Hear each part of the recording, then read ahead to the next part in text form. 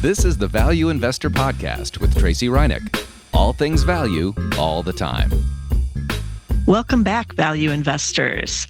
So I'm sure you're wondering what happened to last week's Value Investor Podcast, because there wasn't one, but I did record something last week and was all ready to put it out. But then we had Liberation Day on the day I recorded it, and the stock market sold off. And a lot of what I discussed on that podcast, which was on the price to sales ratio, kind of was irrelevant even after just 2 days. So I decided not to put it out because it would require explaining a lot in the article, but then the people listening to the podcast would be like, this is old, this isn't even happening anymore. So I kind of put it up to the podcasts that were before Liberation Day and now those that are coming after. And that one happened to be recorded right on Liberation Day.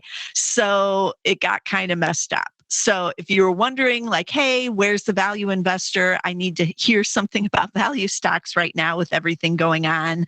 That is what happened. I didn't forget you. It's just that I thought it wasn't probably as relevant anymore. And I try to keep all of our discussions here about value stocks as relevant as I can every week. So I'm pivoting away from the price to sales. We'll get back to that a little bit later when some more stability shows up in the market, because it is extremely volatile still. We've had big sell-offs and now we're having a big rally. As I'm recording this again on April 9th, this was the day when the reciprocal tariffs went on at midnight on this day, but they have already been paused. I guess that's the word you should use. Paused for 90 days on everyone except China. They are keeping the 10% base tariff on everyone, but any of the other larger reciprocal tariffs are paused. The stock market loves this. Yes, it only wants a pause. It doesn't want the tariffs. So everything is soaring, and that's where we stand. But I did want to talk about one area that's been beaten up really badly in the last month or so, but even last year it wasn't all that great, but certainly in the last month, and that is the energy stocks. I'm back to looking at whether or not they're values or traps, because the energy stocks have sold off quite a bit here in 2025. It's been one of the worst performing of the sectors. And that says a lot because, again, it wasn't that great last year either. So these look kind of cheap. And by energy, I'm not talking about alternative. I'm talking about oil and natural gas, right? And so should you be thinking about these? Are they really cheap or are they traps? I think you kind of know where I'm going, because crude was trading under $60. I'm not quite sure as I'm recording this where it is right now. It's probably rallying too, along with the stock market. But even at crude at 60, this is WTI, or even anything under 65, it gets a little dicey with almost all of the producers.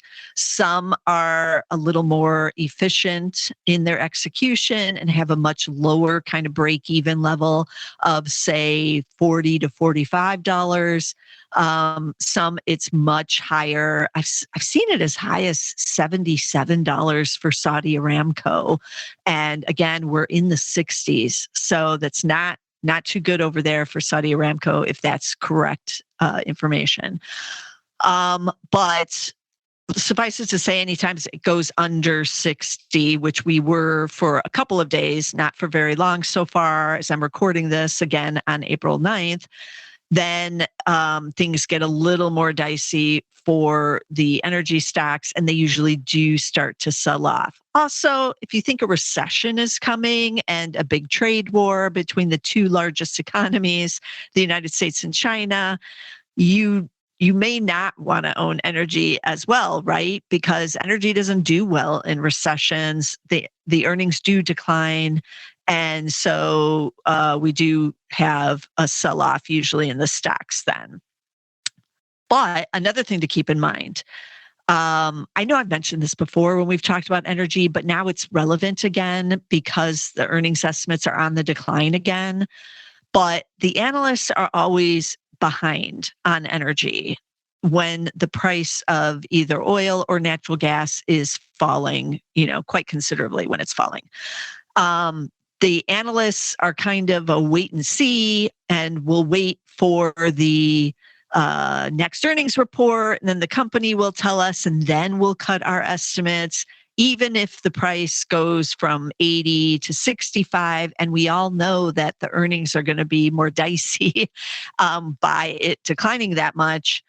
They still kind of hesitate in the energy complex because it is volatile.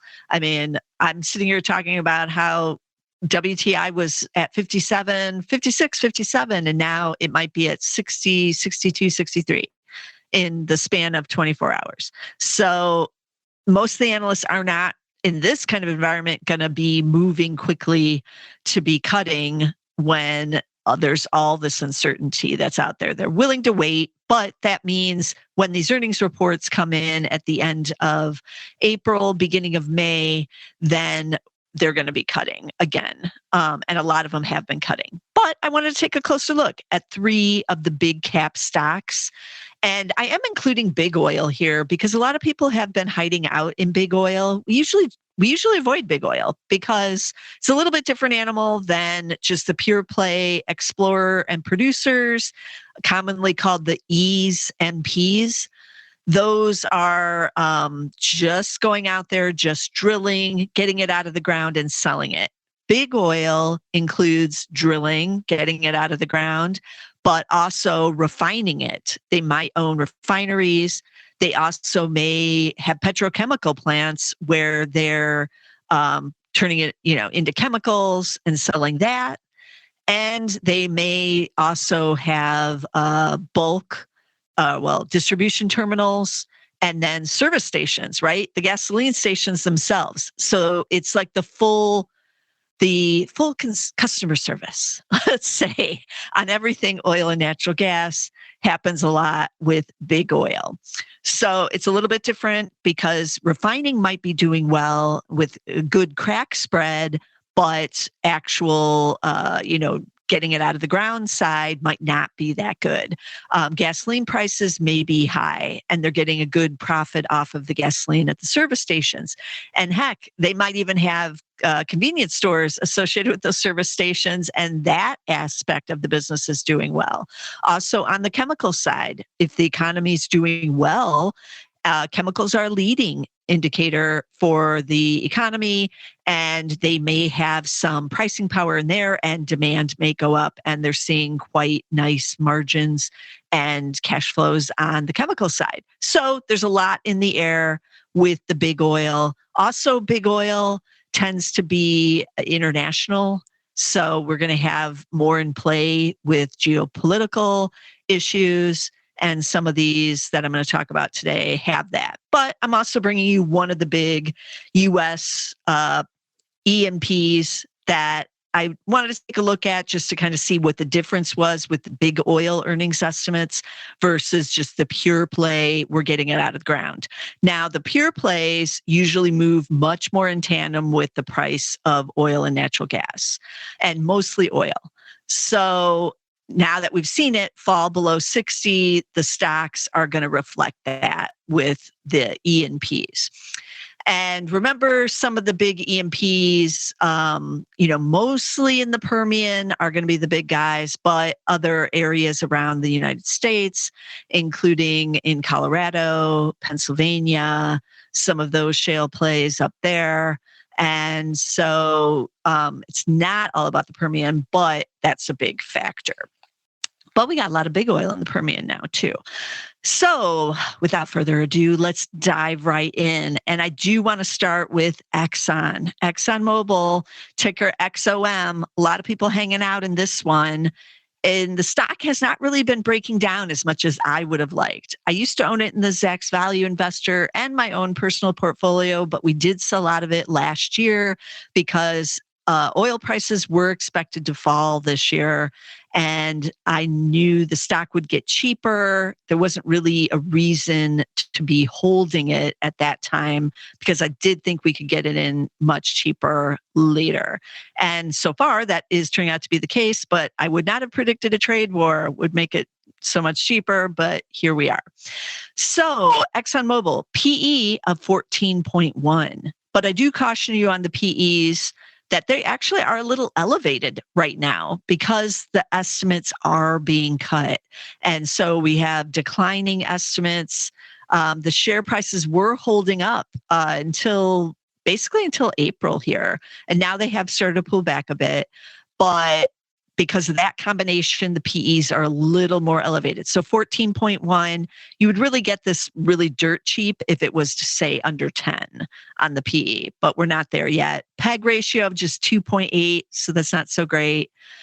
But you do get that nice dividend with these big oil companies, and they have been paying them throughout everything, pandemics, recessions, everything going on. Dividend yielding 3.9% right now for Exxon. That's pretty juicy, almost at 4%. And that's $3.96 a share. So what is 2025 looking like? We have one estimate higher and two are lower in the last 7 days. So that kind of goes into the face of what I was saying, right? About, those analysts, they're not going to do anything until they report. Well, with Exxon, it's a little different story. They are doing something here with Exxon, but that's pretty interesting. But this is right when we've seen the price of crude fall in the last 7 days. Also, OPEC Plus has increased production in those last 7 days. So all of this is happening at the same time. So more oil coming on the market. So some of the analysts are like, you know what? There's too much going on here.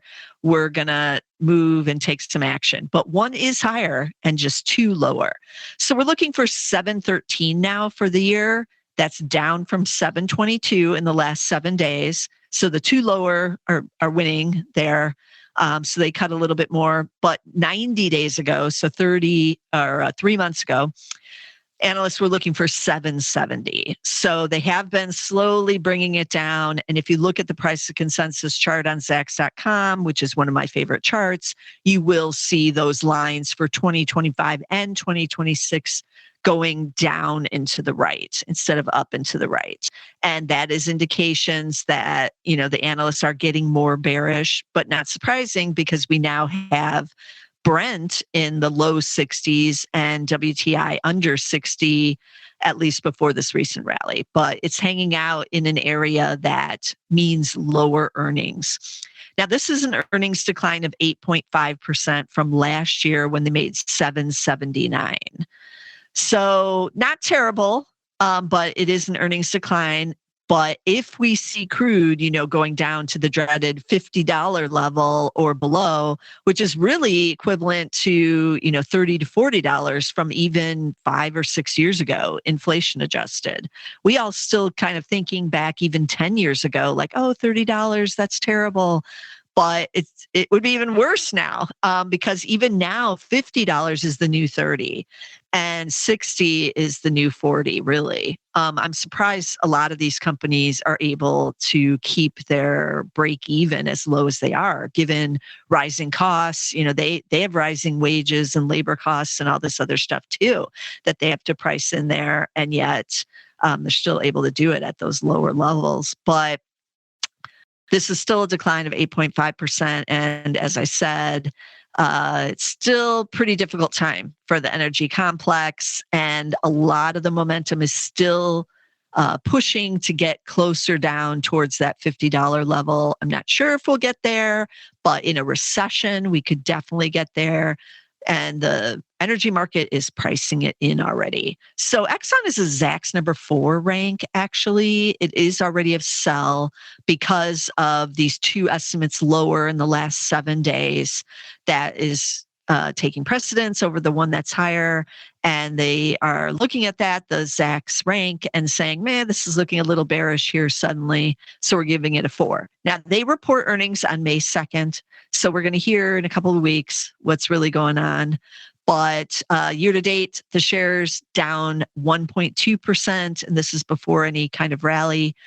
5 days, it's now, no, I did look at this after the rally is going on. So 5 days, it's down, but only about around 7% now, because it is getting a nice little rally here on April 9th. And we'll see if this holds. But it was down about 11% before this rally. So you are getting it a bit cheaper here, but it hasn't broken down like some of the EMPs have. You know what the ones I'm talking about, the small cap EMPs are down 30 or 40% in just the last week. So that's where you're really seeing the hammering happening, and not so much in these big oil ones, because these are considered like a place to hide out in, and you get these dividends. So that's Exxon, XOM. I still do consider Exxon to be one of the premier of the big oils.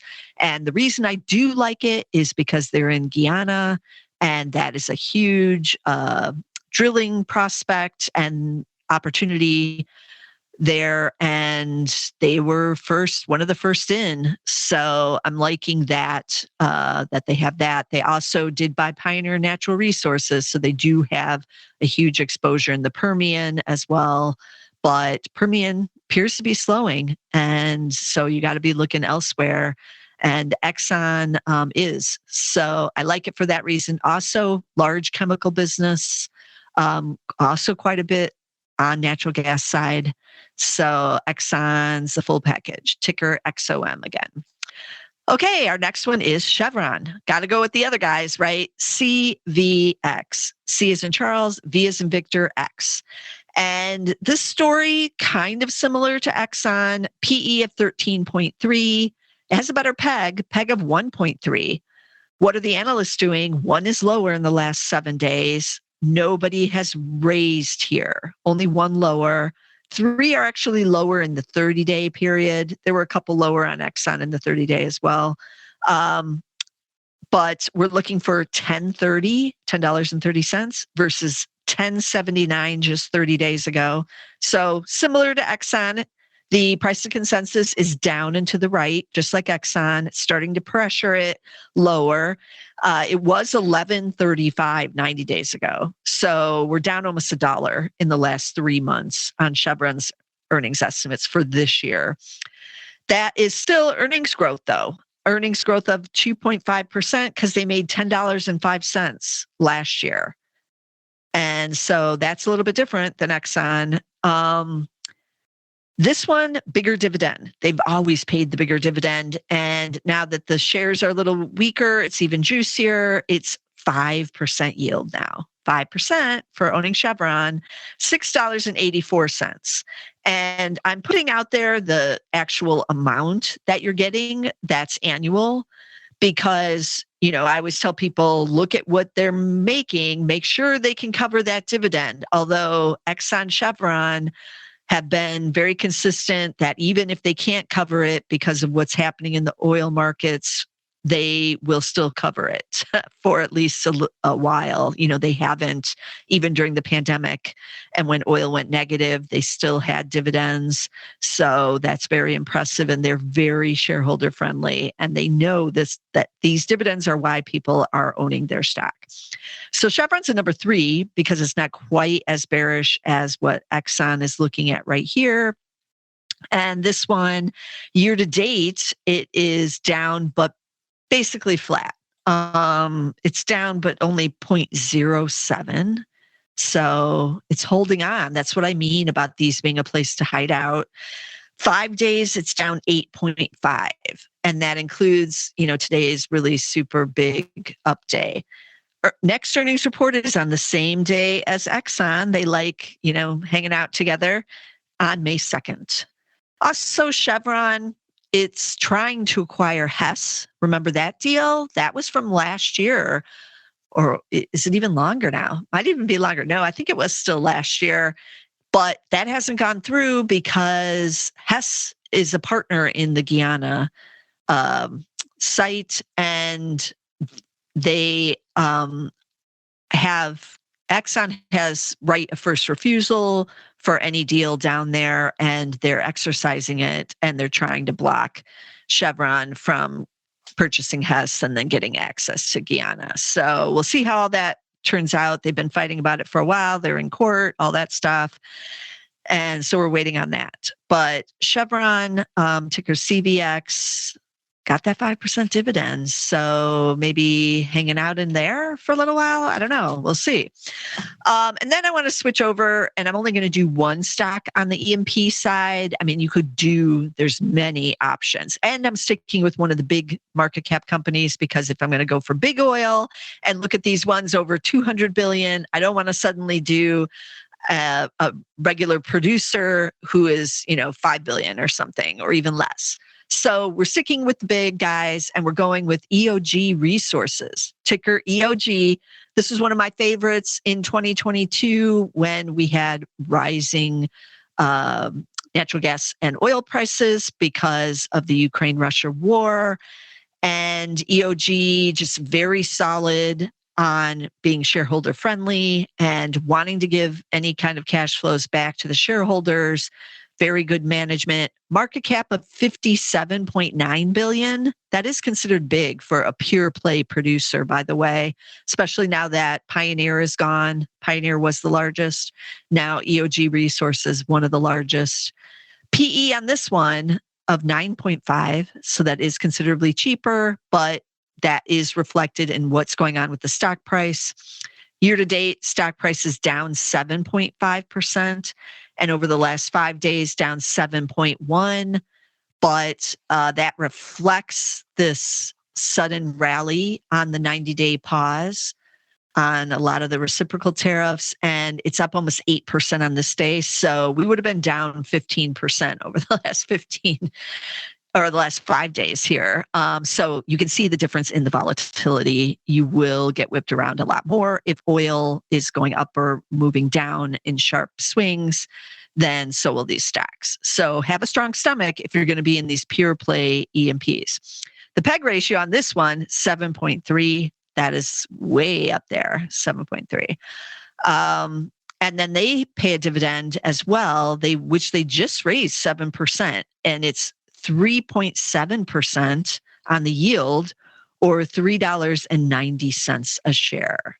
And I've been warning people on Stock Twits and even on Blue Sky and Twitter about what might happen with the dividends with some of these pure play companies, because they are just so dependent on the price of oil. They are not hedged. And if oil were to go even, at 55 or certainly at 50, some companies, not all, some companies would likely have to cut their dividend. So keep that in mind. You can't give out what you're not bringing in. And at $50, that's very difficult market conditions for these E&Ps. Being unhedged. So keep that in mind. But I was surprised when I was researching EOG Resources, even though I know they have the great balance sheet and I know they're shareholder focused, but they have already dedicated and made a commitment for how much they're returning to shareholders for next year.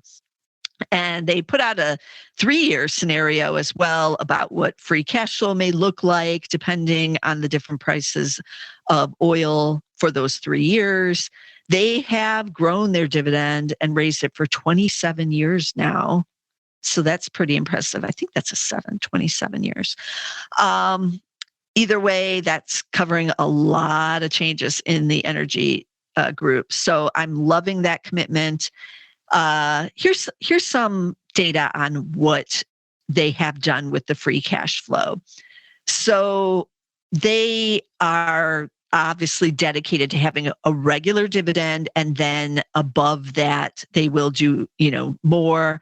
Then they're also doing share buybacks. In 2024, they had $5.4 billion in free cash flow. That's huge.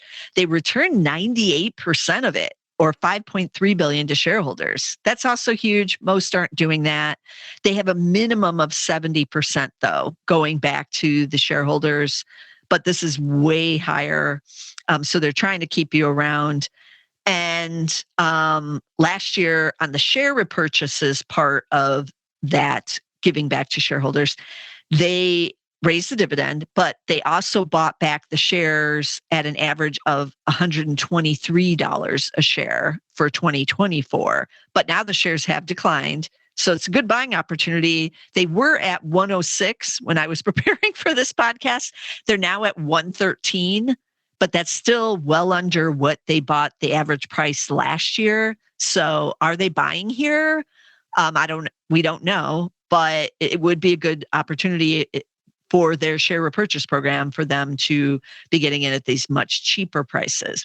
So what does the 5.4 billion look like compared to some of the other more normal years when the price of oil wasn't so high? So in 2022, where it did start to spike up from the Ukraine and Russia war, it was 5.1 billion. But 2021, when we were just coming out of the pandemic still, it was 2.7 billion was the free cash flow. And the year of the pandemic, when oil went negative and then rebounded pretty swiftly, but only after the COVID vaccine was announced in November. That's when oil really started to rally. Then they only returned 0.8 billion. So not even 1 billion there, 800 million they returned in 2020. Still decent free cash flow there. And, you can see the growth there in what they're giving back. So what have they said for 2025? So they have committed 2.2 billion for 2025. And they did say that's anchored by the regular dividend. So we'll see, do they stick with this? We'll know on May 11th. That's when they're reporting earnings. A lot of these companies will be loath to cut any kind of commitment or anything, but crude prices and natural gas prices are what they are. And if they fall, for a considerable amount of time period, not just a couple of days, but considerable time period, much lower, then they might have to change their tune. Now, they did give out that 3-year scenario, like I said. So this was for 2024 through 2026. And they projected at $85 average per barrel, 22 billion in free cash flows, but at $65, which we had been hovering about a lot this year in 2025, they're expecting only 12 billion. So we'll see where we are. But you can see all the thought that goes into the shareholders here with EOG Resources.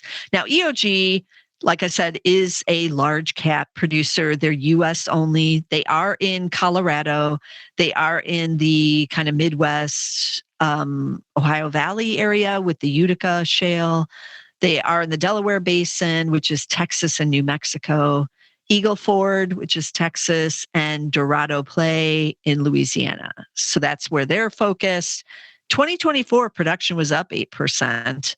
But with prices this low, you kind of don't want production to be rising because you're not really, getting your money's worth if crude is down this low. So will we see some cuts in production or in CapEx with some of these companies? We don't know. We're waiting. Now, what's going on with the estimates here? Is this a value or is this a trap? Because it's got that PE of 9.5. Well, 1 is lower in the last 7 days. 6 are lower in the last 30. 1 is higher in the last 30. So there are some analysts also tinkering around with EOG Resources, again, blowing away my earlier statement that, they won't do anything until the earnings. But apparently there's one or two analysts that are brave enough to go out there and start to, change their estimates here ahead of earnings because of what crude is doing. But this means we're seeing 1109 for this year versus 1157 just 30 days ago. And that's an earnings decline of 4.5% because they made 1162 last year. So is this a trap? Yeah, these all are looking a little trappy here because of the decline in earnings. But this is common with commodities, as I've talked about many times on this podcast. You are getting the falling oil prices right now. So inevitably, You're going to have the earnings not looking so good. You're going to get the bad, I call them bad Zacks ranks. This is a Zacks number 3 EOG resources. So, that's just the hold, but I would not be surprised to see a lot more of the 4s and 5s going into this earnings report. And then especially if we start to see production cuts or things like that going on, then we're going to see a lot more of the 4s and 5s going on. They, as an industry, the E&Ps year to date are down 34%. And that is a reflection of not these big guys, but like I mentioned, those smaller E&Ps who are just getting really hammered on the sell-off. The energy investors are skittish, and the smaller companies, they may not be able to pay the dividend. We will probably see some fast cuts to dividends, and that will, cause a lot of selling as well in some of those stocks. So you do have to have the strong stomach if you're going into the smaller of the energy stocks. But even in these big ones, you do too, because even EOG Resources is on the more weak side, but nowhere near what some of the small guys are doing, where they're going down, 30%. We're not seeing that. People are sticking around. We've got these big dividends so far, and it looks like pretty much a good commitment from EOG for that big dividend, yielding almost 4% as well. So that's EOG Resources, ticker EOG.